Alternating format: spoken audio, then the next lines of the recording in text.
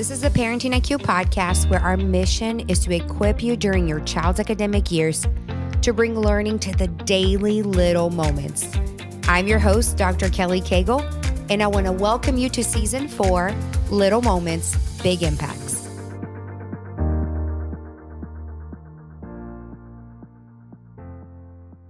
Hey, lifelong learners. Today I'm talking to Brittany Long, and it's a funny story because her and I met at a Wild and Free conference. We randomly ran into each other when we are from the same hometown.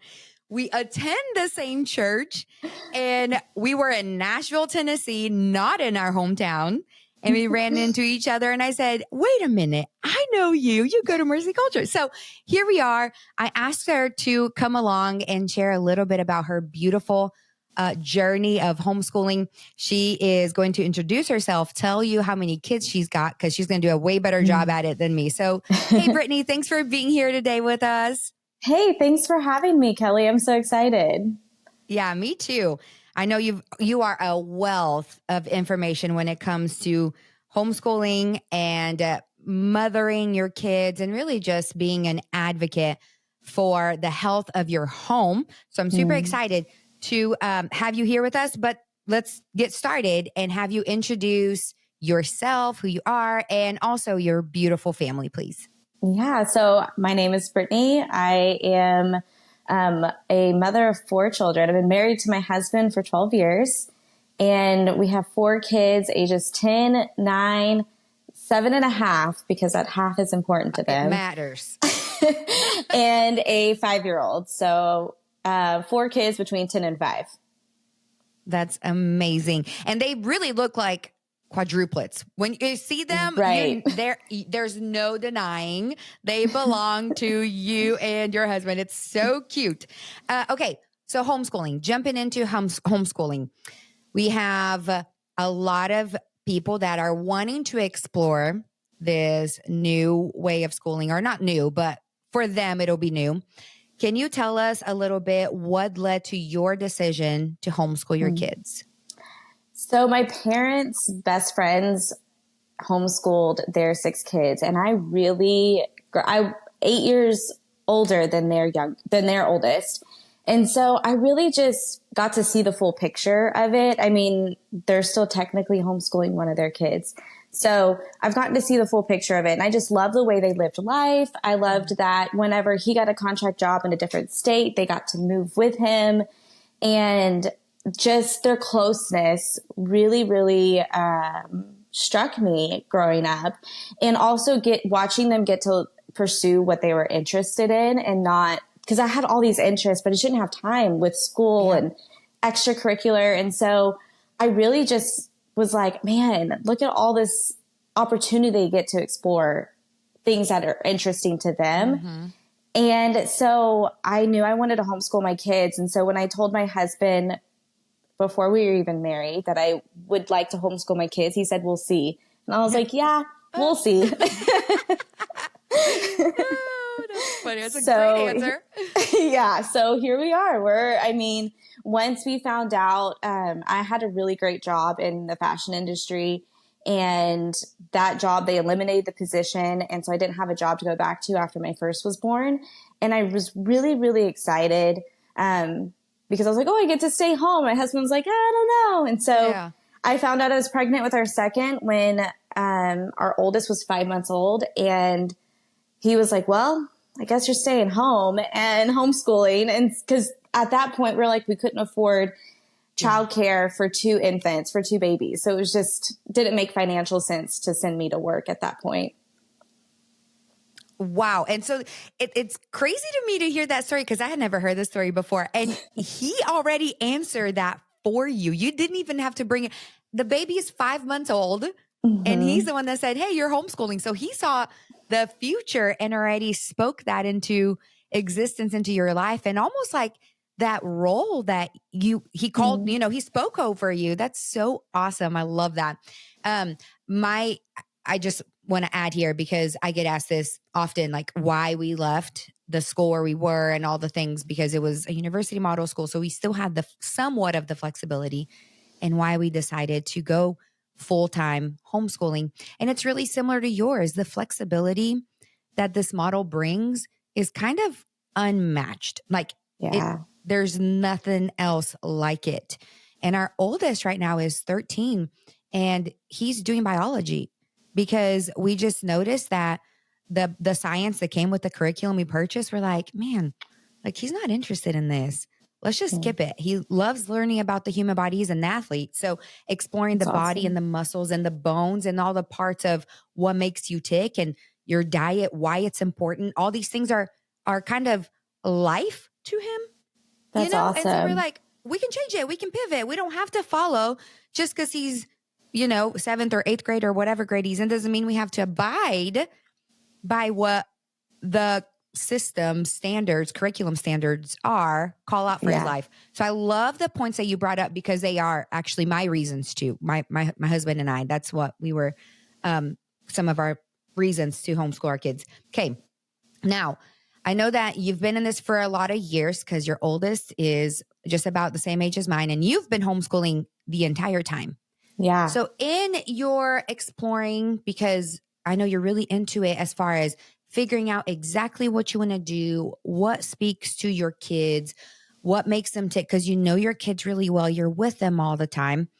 And you also have a really strong community. So, what are some of the methodologies that you have heard of that are kind of talked about, that are hot methodologies, if you will, in this realm? Yeah. So I didn't even know that there were different methods of education until my oldest was 18 months old. And I felt lost. All of my friends were putting their kids in, mom's day out and like Yeah. preschools and stuff. And so I felt this pressure that, oh, I need to start. If I'm in a homeschool, then I need to start something. And I started something and it was a crash and burn because it was like a workbook for an 18-month-old. It just was ridiculous. So I asked my mom's best friend and I said, hey, what do I do? And she's like, I think what you need to do is find a method that you want to follow first and that will guide you. And I had never heard of a method before. And so I started researching and I was blown away by all of them. I mean, there's the common like Montessori. A lot of people know Montessori. There's unit studies, the classical model, like, classical conversations. And a lot of those hybrid schools are classical models. You have Waldorf, Charlotte Mason. You have even traditional where people just basically replicate school at home. Yeah. Okay. You listed several of them and you picked one of them. And I know you because I follow you on Instagram and you are, again, a wealth of information. So I know which one you chose, but can you tell me why you chose to go? Tell us which one you chose and then Okay. why that one really stood out to you. So I landed on the Charlotte Mason method, and she was an Victorian era educator. And actually, there were a bunch of schools all over Europe or England and the Commonwealth, like in India and other islands, the British Virgin Islands, all over, where people were actually using her method. She had schools everywhere. And unfortunately, after World War I and World War II, a lot of her students had died. And so that legacy kind of started dying as well until somebody reemerged it. And so I landed when I read about her, and the thing that stuck out to me most was that she believes that children are whole persons. They're not these this clay to be modeled into what we want them to be, but like God created them to be their own person for his glory. And she talks about a lot about the Holy Spirit. Like, don't dumb things down because you think that the child won't understand it. The Holy Spirit will be their helper and help them understand. And that really, really struck me first and foremost. And then she uses, instead of textbooks, she uses what she calls living books, which are just books written by one author that are well written and great language. Like if you wanted to study, I always give this example, like Little House on the Prairie would be great for an 1800s study of prairie life and that time period.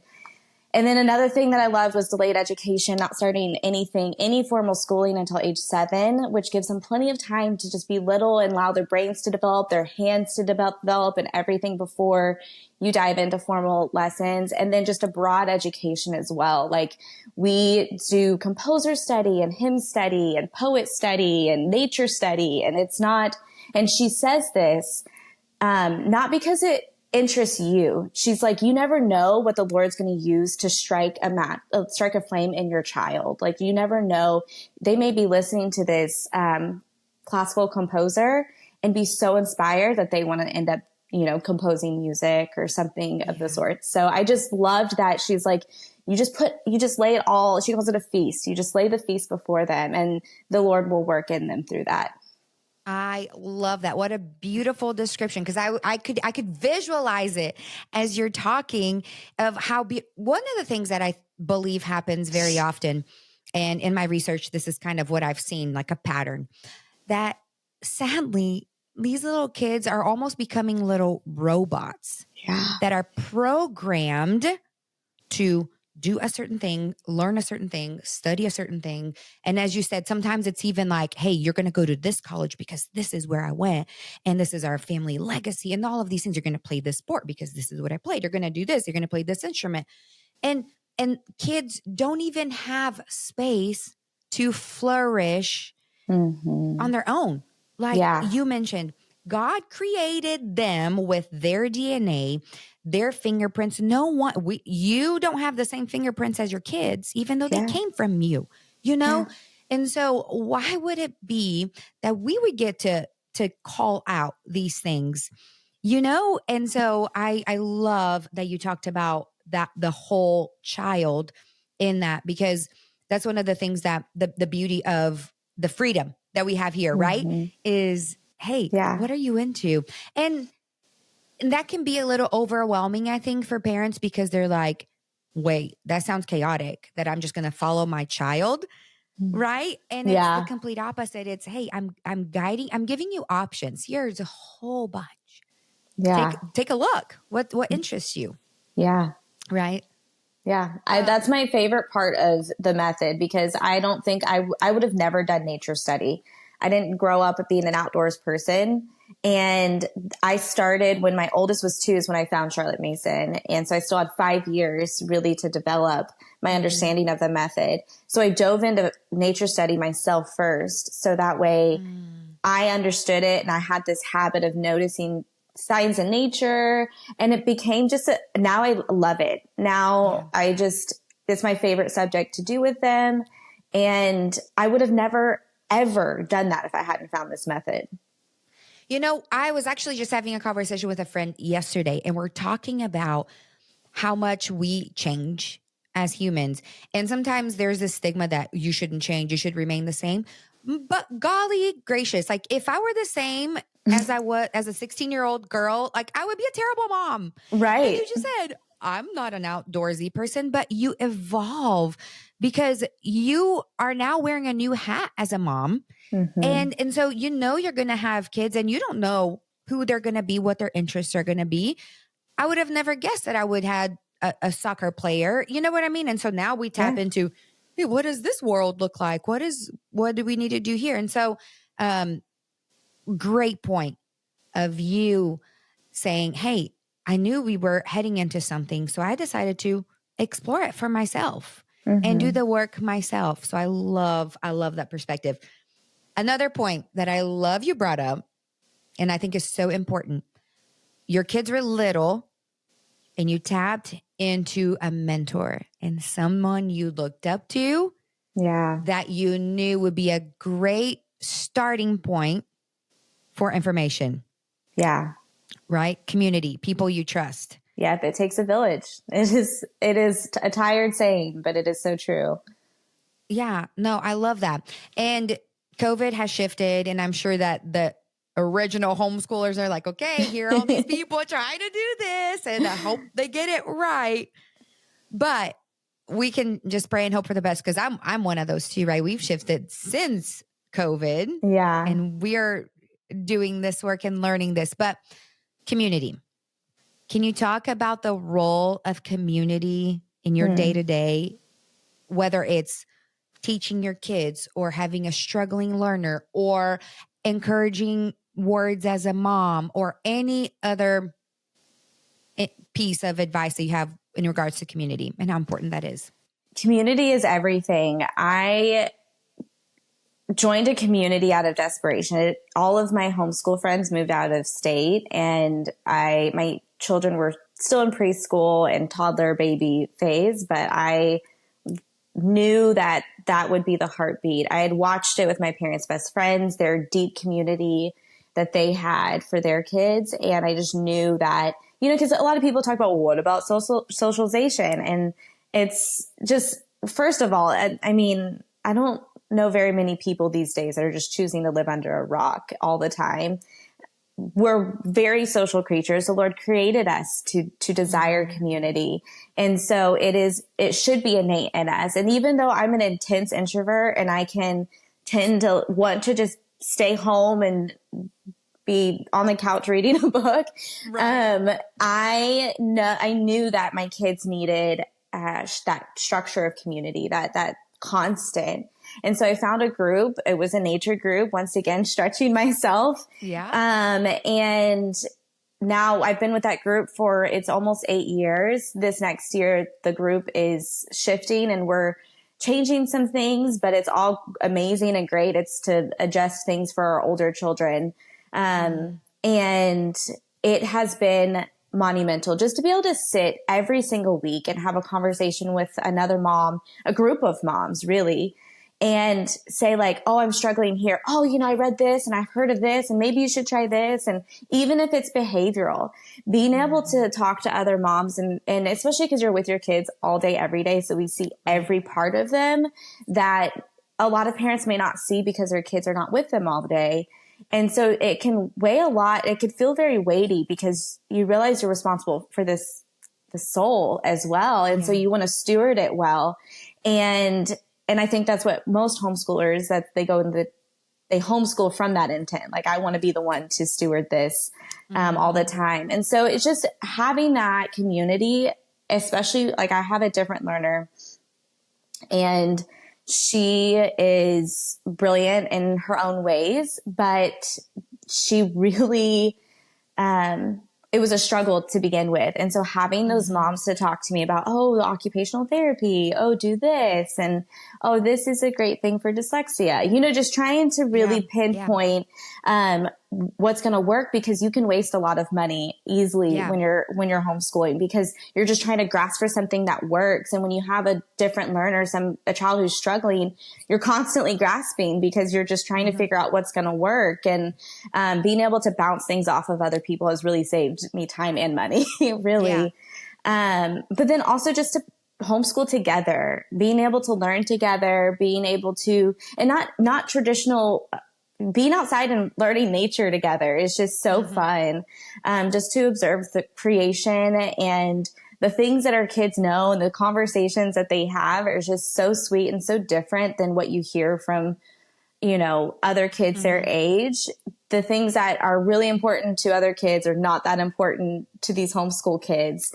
And like their biggest worry is like, I didn't get to hold a caterpillar, And so it's like, I just love that that's what they're grasping towards and not, these other things. I mean, they definitely have like deep friendships where they can really come out and be themselves and be into like similar music and style and all that stuff. But it definitely is just different. It's different. Yeah. Yeah. I want to touch on a point that you made that I think people don't think is a reality, is the money piece of homeschooling. I bet most people will think, oh, it's so much cheaper to homeschool because, private school or whatever. Public school obviously is free, right? But then you pay a price and other things. But with homeschooling, you are right that there are so many resources and you can spend so much money on trying to find the fix for this. This workbook didn't work last month, so I'm going to try to do something else. And it can really get costly, right?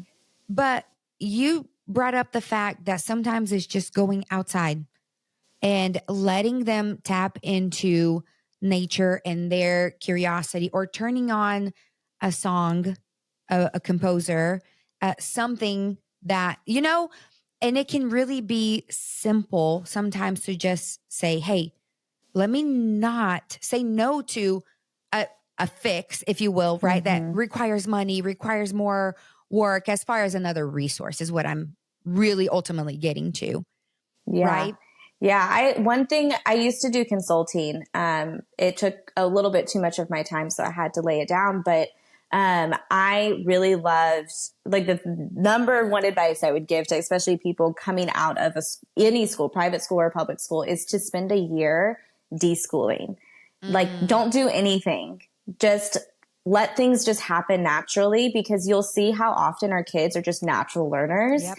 And also, you both have to shake the rigidity of traditional school, because it doesn't have to look like that at home. And so that's like the number one advice I give, is just don't, because then you'll waste your money and you'll be like, what do we do? This is so hard. You'll be striving, and you'll be like, I thought homeschooling was supposed to be great. And because you're just trying to fit this, square peg in a round hole, when your kids have been used to all this structure, and now being at home, it's different because the structure, it's comfortability. And they're like, oh, I don't want to do school because I'm at home. And so giving that time to just not do anything for a year. I like to use the word detox. Yes. Yes. It really is a detox for them and for you. Yeah. Right? Great point. During my PhD, one of the books that I was reading was called Unschooled. And so, and I was like, okay, well, let me tap into this idea. And it really threw me off, right? Because I'm in this PhD program with all of these, like, academics. Like, very, very high and up in the ranks. And I'm like, what am I doing here? Like, why am I even reading this? And my professor actually suggested another book that was phenomenal about the same idea that we're talking about. And I won't get too heavy on the theory, but that book was written by a Harvard professor who unschooled her kids. Wow. Yeah, a Harvard psychologist professor. And she was saying the same idea that we are talking about, that you and I are talking about, of kids are not robots. Kids are not, they don't have to be like spoon fed or almost like injected. These are my words, okay, not hers. My analogies, okay, this is not what she was saying, but it's so true. If you just pause for a minute and take some time to just simplify. I love the simplification of life that homeschooling brings, because like you, I have one child that I believe if we were in a school system, he would need special services because he just processes things slower than my other two in certain areas, right? In certain content areas. Yeah. But we're home. So it doesn't matter. Yeah. Because he can have the space, right?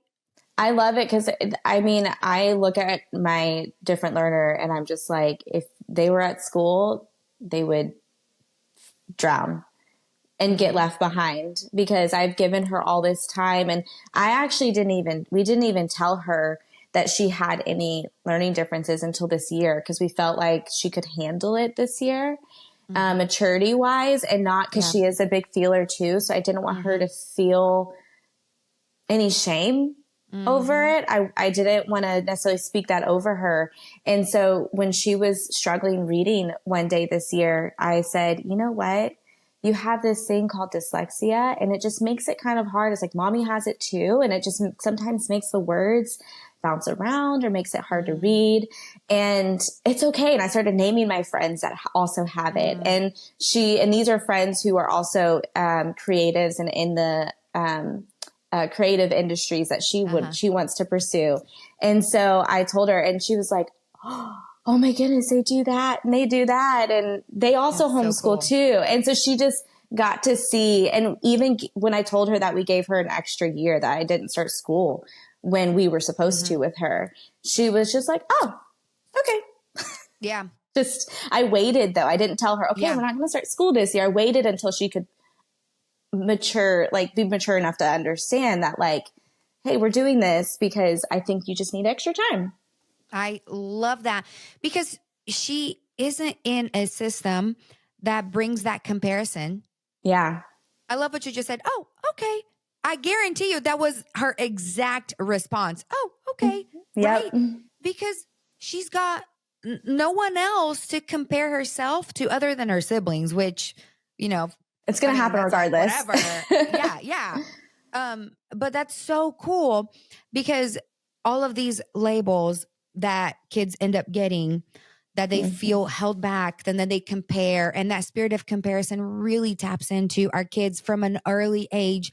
And then what ends up happening is that they end up hating school, hating learning, hating books, hating information. Like it all trickles down to this life of hands off, like, nope, don't want anything to do with it.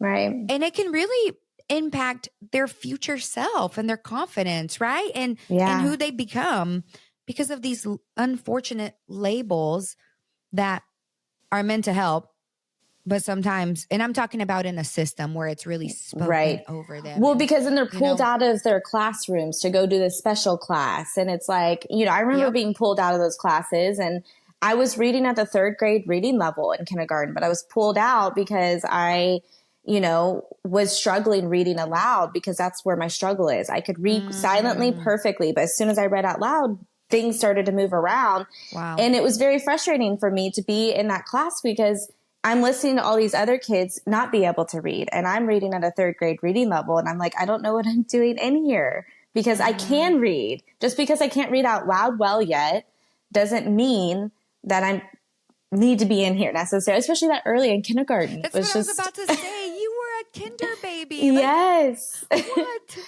Yes. Yeah. Well, going back to what you said about Charlotte Mason starting school at 7, Finland has one of the best education systems in the world, and they don't start school until 7. Yep. And then go ahead. I was just going to say they retain the love of reading longer because they're delayed in learning how to read and they're not forced to read. And what I always tell my kids, if you can read and you enjoy reading, you can learn anything. Yep. And so you look at our American system, and all of these people, they graduate and they hate reading. Yep. And they don't want to read ever again. And so they stop learning. And that's just really disappointing. Yeah. When I was in my undergrad studies, one of my very first classes was an advertising class. And the professor said, did you know that any ads on TV the script is written at an 8th grade reading level for the general American audience? And I was like, are we stupid or what? Yeah. Like, are you kidding me that we can't even critically think over here while we're watching TV? And we can't. No. That's not what sells, No. And so it's just this enabling system of, hey, parent, if you are starting to homeschool, then we can detox, as you said, de-school and do better and decide what we want and have a say, right? And open this space and welcome the curiosity and this love of learning, love of reading, just from their heart, not because we're forcing them, not because it's on the to-do list for the day, but because it becomes a choice, right? Okay, Britt, final question. What are 2 or 3 final thoughts or comments that you would add to moms or dads who are on the fence after, hopefully, now it's the end of this episode. You've given plenty of reasons for them to choose this route. But if they're still like, am I enough? Can I do this? Am I going to fail my child? Is this, or whatever? What's some advice that you would give them? Yeah, first and foremost, just release yourself from thinking about standards. I feel like that has just been a detriment to our educational system of these standards that we're chasing, because now colleges are recruiting homeschoolers because of their critical thinking skills and their ability to think outside the box that traditional education doesn't value, because you have to comply within these standards. And so don't think about the standards, just educate your child. And even on that same note, nobody knows your child better than you. Nobody can be a bigger advocate for your child other than you. If I would have sent my child, I remember when we did do assessment on my different learner, and in the public school system, because it was free. Right. And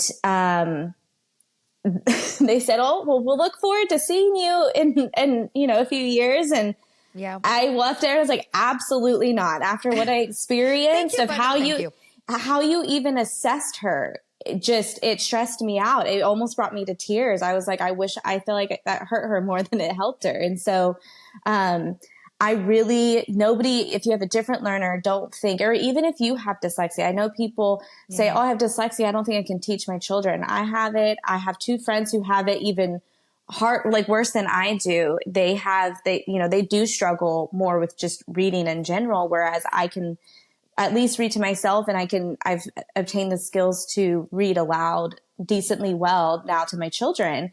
And so it's a growth opportunity, and it's a chance for your children to get to see you even overcome something if you have a learning difference. That's not to say that you can't seek help and tutors where you need it. I know once we get to a certain point in math and biology, I mean, even my 7-year-old son has surpassed me in math. I can't even teach him math anymore because he's so gifted at it. And so there are options in 2024 for sure for homeschoolers. Almost too much. It's overwhelming sometimes how many options we have. And the fact that tears, you're not even done talking. I'm over here crying. So just keep at it, girl. Preach, come on. And it doesn't take 8 hours a day to teach your kid. I feel like we just are so conditioned to think that you can't learn what you need to learn in a couple hours in the day, but you can when you have fewer students to take care of. And then even once they get older to where they're able to take more personal responsibility for their work. I mean, my oldest is going into her 5th grade year this fall, and I bought a book. She knew it was hers. I put it on the table, and it was a Saturday, and she went and finished it, like a whole chapter book. And she came and she was like, I finished that. And I was like, that was for school. And so, it's just, but she knew it. And she's like, well, I'm just going to read it now. I have nothing else to do. And so it doesn't take 8 hours a day. I teach 3 students in 2.5 hours, 3 days a week. And then if we don't finish, we have a 4th day that's a flex day. And then we spend one day with our community, learning and exploring outside and learning survival skills and stuff. And so we really have this really skewed image of what school looks like. You don't have to be sitting at desk. You can do it on the couch. You can do it we have a table that we do it at. But more time than not, we end up on the couch because we just want to be cozy. We're at home, and our kids and a lot of people say, oh, well, that doesn't prepare them for the real world. But the thing is, we're not preparing them for the real world. We're preparing them for a life. And if we sit there and we tell them like that, your entire life needs to be rigid, then we're not giving an opportunity for them to be children. And there's that warning in, the Bible where Jesus says, do not forsake the children to come to me. And I can't tell you how often that like our education leads my children to God. When they talk about, this butterfly or this composer, this poetry that moves them. And they think about how God created such creative people and how, this story, they're always asking, when we got to slavery, like, why did God allow that? And these things that, these conversations that we get to have, that they're always thinking about God's role in it, that we don't have to look at education as so linear. It can look like this. It can look like ebbs and flows of interest. And so I feel like there's a lot of people who who go into homeschool feeling like this, they're very rigid, and that works for you. That's great. But I feel like when we don't allow them to be kids first, then we're really, they have the rest of their lives to be an adult. They only get 18 years to be a kid, to sleep in, to, just even even doing school where we don't have a rigid schedule, my kids know the sooner they get their school done, the sooner they get free time. And so they get it done quick because they're like, I want to do whatever I want to do. So let's do it. And they learn that through habit. Once they realize, oh, I put off school to the afternoon and now it's almost dinner time and I still not done. They don't like that, you know, and their brains are tired and it's harder. So I don't know. I just feel like a lot of people just are so afraid to let the Lord show them a different way, because things that are different scare us as humans. They just do. It's that fight or flight. Like, no, I need to stick to what I know because it's safe. But when you can really think outside the box, and I mean, you look at all of the people throughout history who were homeschooled, they were all big, major movers and shakers in history.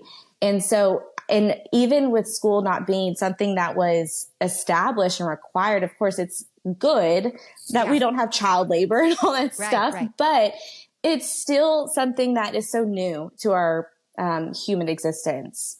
And that just makes you think, like, okay, if it's so new and we're seeing it, seeing things that are not necessarily good come out of it, why are we doing it? And why are we trying to replicate it at home? So, mic drop. Wow. No, I'm serious. I'm over here just crying, trying not to sniff over here on this mic. But if I did, sorry. I'm sorry, people, listeners, that you're over there hearing me. Just sniffle away, because that was so powerful. Wow. Oh. Thank you, Brittany, so much for sharing your wisdom, your experience, really just your life journey as a mom who's making this choice every day. You're picking up your cross every day and you're following down this path that you feel the Lord's called you to in stewarding your children. So thank you so much. Before we get off, can you tell us your Instagram handle? Because you, again, are a wealth of knowledge and information and encouragement on Instagram. So can you tell us that, please? I'll add it to the show notes too, but just for our listeners real quick, go ahead. It's the the.wholehome. Wait, sorry. I know my handle. The.wholehome. So it's not, it's WHOLE. Yes. Whole. Like you're a whole person. Wholesome, whole home. Yes. Yeah. I love it. Okay. We're going to add it to the show notes too. Thank you for being here today, for sharing your experiences. This was such a treat. Love you, girl. Thank you so much. I appreciate you. Thank you.